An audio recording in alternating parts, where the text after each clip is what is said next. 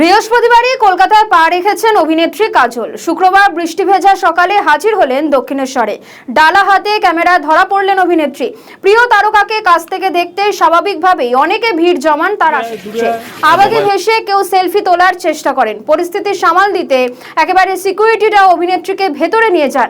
পুজো দিয়ে আবার গাড়িতে উঠে পড়েন অভিনেত্রী। সেই ছবি আপনারা দেখতে পাচ্ছেন। একেবারে আজকে সকাল সকাল দক্ষিণেশ্বরে গিয়েছিলেন কাজল এবং পুজোর ডালা হাতে তিনি একেবারে দক্ষিণেশ্বরে যান এবং তাকে দেখতে বহু একেবারে ভক্তরা তারা এসেছিলেন, অনুরাগীরা এসেছিলেন, কিন্তু পরবর্তীতে দেখা যায় একেবারে কড়া সিকিউরিটির মধ্যে দিয়ে অভিনেত্রীকে দক্ষিণেশ্বরের ভেতরে অর্থাৎ মন্দিরের ভেতরে নিয়ে যাওয়া হয়।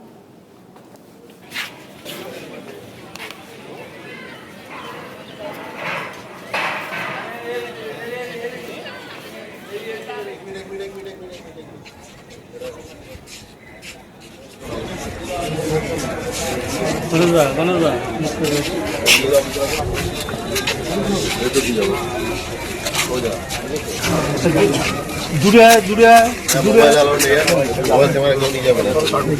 আরে দূরে সামনেটা ছাড়ুন